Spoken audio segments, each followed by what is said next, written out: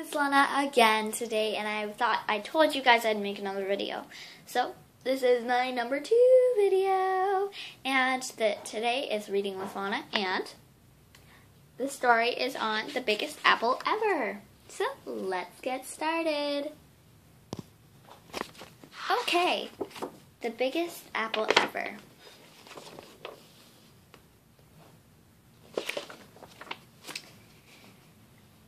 Once there were 2 mice who fell in love with the same apple pie, but you had to be there to see how it happened.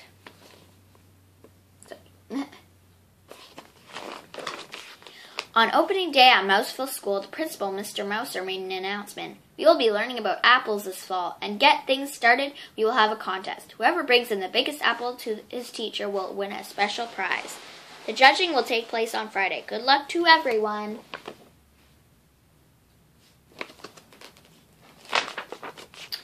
I have an apple tree in my backyard, said Penelope.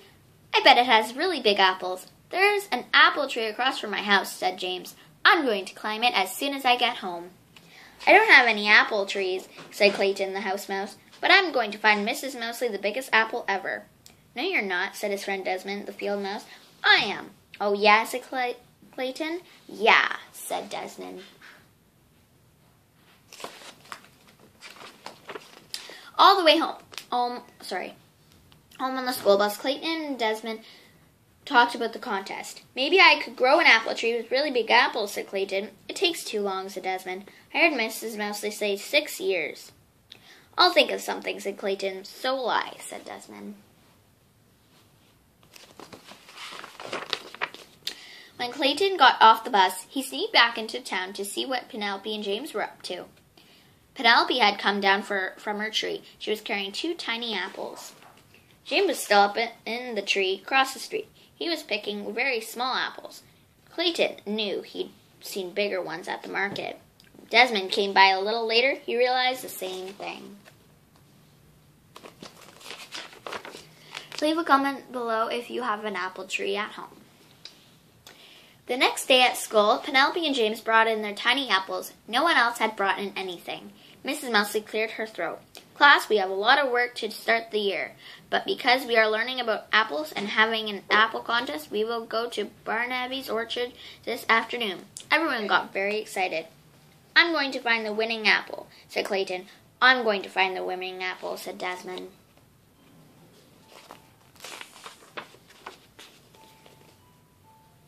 At the orchard, Mrs. Mousley pointed out the different kinds of apples. Then everyone disappeared into the trees looking for a winner. Clayton walked down one row, craning his neck. Desmond walked down the other row, craning his neck. Then Clayton saw what he thought was a really big apple. It was a little too high to reach, but he stretched for it. At that moment, Desmond saw the very same apple on the very same branch. He stretched out for it too. They bumped heads and fell down. I think we should bring this apple in together, said Clayton. No one said we couldn't, said Desmond. But when they got to the bus, James had an apple that was even bigger than the apple was so big he could hardly carry it. Clayton and Desmond looked at each other. What would they do now?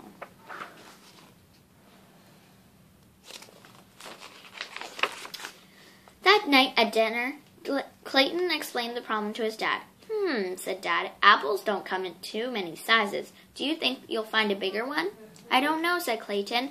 Then maybe James will win the prize this time. It's okay if he does.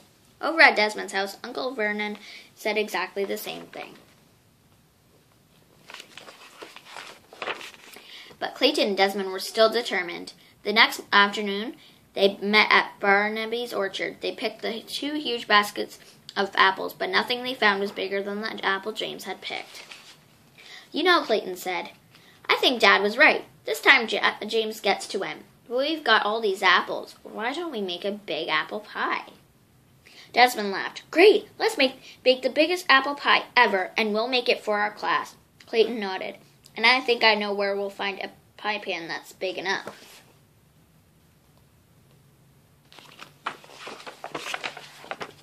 The following afternoon, Desmond arrived at Clayton's house with Uncle Vernon. Everything's packed up and ready, Clayton said. It's all in Dad's truck. But where are we going, Desmond asked. You'll find out in a minute, said Clayton.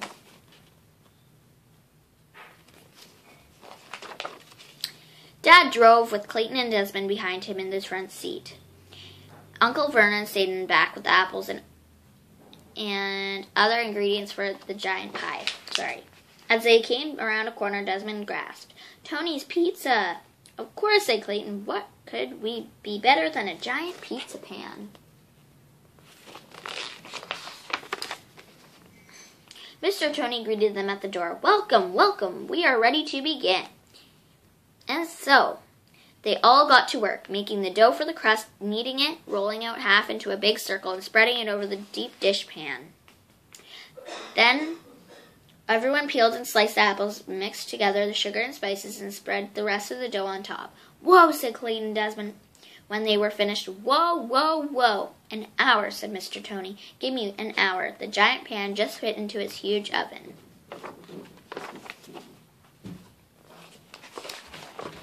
The next day was Friday. Who would have the largest apple? James, of course, and Mr. Mouser handed him the prize, a cheddar cheese apple.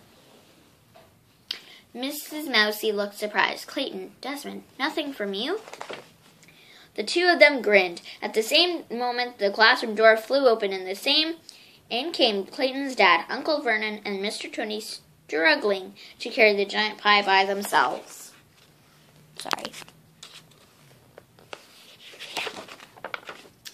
"How wonderful," said Mrs. Mousley. "That's the biggest apple pie ever." "We made it for the whole class," said Clayton. "All of us together," said Desmond. They shared a high five, and everyone in the class had a very big slice. So I hope you guys enjoyed this book, and if you want to leave, make sure you thumbs up, comment, subscribe, and leave a comment below. What would you do if you had to do a contest? Who won the biggest apple? Leave a comment below. Thank you guys so much for watching. Bye, YouTubers.